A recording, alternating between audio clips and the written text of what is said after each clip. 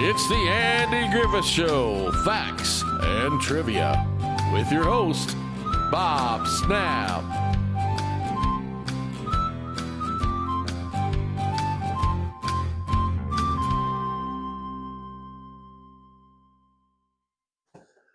Hi guys, welcome to the Andy Griffith Show, Facts and Trivia. Appreciate you being here. Today's video is a shocker. It's on Andy Griffith.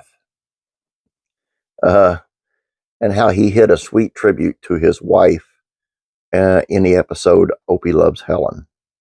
Let's take a look. About 5 minutes into the 5th season premiere episode of the Andy Griffith Show, Opie asks Andy over breakfast for advice on his new crush, who happens to be older than him. I wouldn't let that bother me, Andy said, before launching into a very special flashback you might not realize has connections to his real life in Opie Loves Helen. I remember when I was about your age and I was trying to court a little girl called Barbara Edwards. She was in the upper 5th grade and I was in the lower. Now, I'll admit there was some talk, but I didn't let it bother me. Attentive ears have picked up on the fact Barbara Edwards isn't just some random name used in the show, but the name of Andy Griffith's real wife at the time that the episode aired, Barbara Bray Edwards.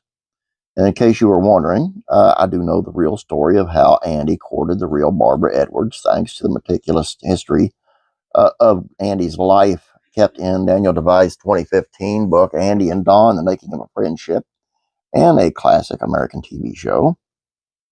Now, to set the record straight, Barbara Edwards wasn't older than Andy, but just a few months younger. He was born in June, and she was in August of 26. She went by the nickname Bobby, and when Griffith first saw her, she was wearing a sweater that matched her skirt, and yes, Bobby's brown hair was cut in a cute bob. Now, he didn't approach her the first time he saw her. Like Opie, he was cautious, perhaps a little shy, but when a few days later he saw her again, his interest increased rapidly. Soon after that, he heard how beautifully she sang at the local theater audition, and he was positively smitten. He waited until she finished singing, and then he asked her out for coffee that day. And then just 3 days later, he asked for her hand in marriage. When Andy married Barbara Edwards 2 years later, there was some talk, as in a write-up in the local News Observer and Sun in '49, announcing how beautiful their small wedding was. Given in marriage by her father, the bride wore a street-length dress of bronze satin, a bronze beaver hat, and a bronze accessories. She carried a bronze gladioli, and white asters. Her only ornament was her mother's pearl and diamond lavalier. At the time of the article, it was Barbara Edwards who was the acting star, dazzling theater audiences with her clear as a bell voice that made Griffith hear wedding bells, and not yet Griffith. But by the time Opie Loves Helen aired in '64, Andy had become the TV legend, and he had hit a tribute to his supportive wife who helped him get there, tucked away like a romantic present in a poignant dialogue of his hit show.